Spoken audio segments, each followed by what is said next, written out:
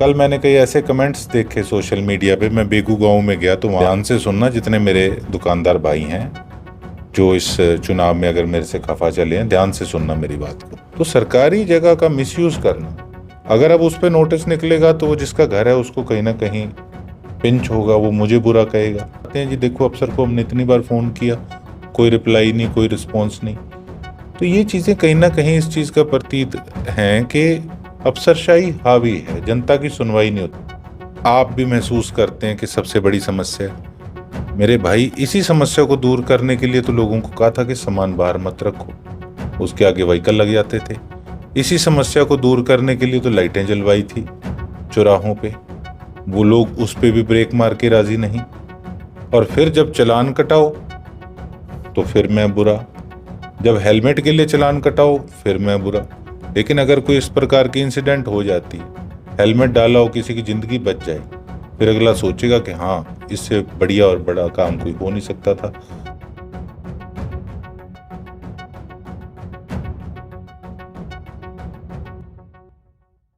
Sir आपको कौन सी आ रही है सर सिरसा में अभी?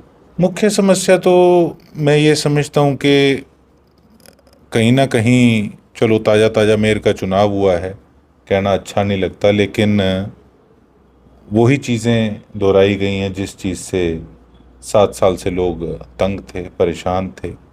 वही बदलाव हमने लेके आना था।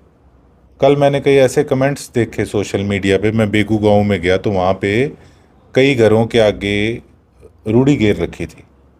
ध्यान से सुनना, जितने मेरे दुकानदार भाई हैं जो इस चुनाव में अगर मेरे से खफा चले हैं, ध्यान से सुनना मेरी बात को।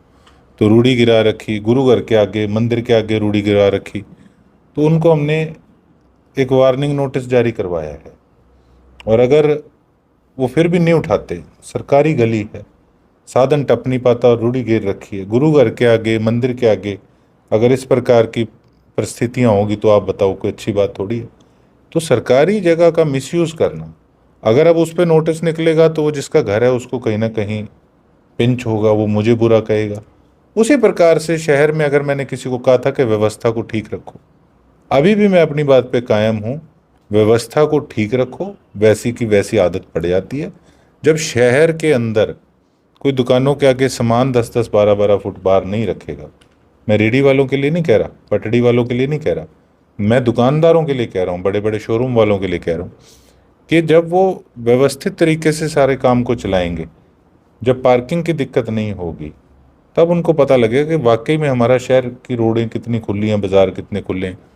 तो कहीं ना कहीं कोई भी हम काम करते हैं तो एक बार तो उसमें कहीं ना कहीं दिक्कत परेशानी आती है, लेकिन जो हमारा लक्ष्य है हमने उससे पीछे नहीं हटना। अंबेडकर चौक से परशुराम चौक के बीच में स्टॉर्म वाटर का काम चल रहा है, तो इससे कहीं ना कहीं लोगों को बहुत सी परेशानी आ रही है, मिट्टी उड़ती है, इतना कुछ सर बीच में परेशानी आ रही नहीं है। देखो, वो तो स्वाभाविक बात है, जो चीज़ें अब अंडर प्रोग्रेस चल रही हैं उसमें परेशानी तो आ रही है, इसमें कोई दोराई नहीं है। और इसके लिए हम खेद भी चाहते हैं सिरसा की जनता से।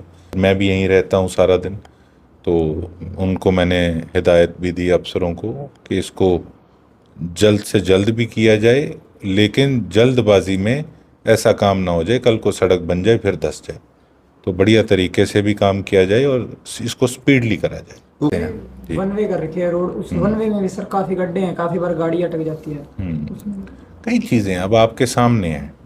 मैं तो एक बात कहूँगा आपके मीडिया के माध्यम से कि मैंने जिस काम के लिए मुख्यमंत्री जी की प्रेज़ करी है, और मैं आज भी उस बात पे कायम हूँ, लेकिन कहीं ना कहीं अफसरशाही हावी है, उस पे लगाम कसनी होगी और इन पे स्ट्रिक्ट एक्शन लेना होगा। कई अफसरों ने अपनी ड्यूटी को सिर्फ एक मजाक समझ रखा है, अपनी मन मर्जी करते हैं, लोगों की सुनते नहीं हैं।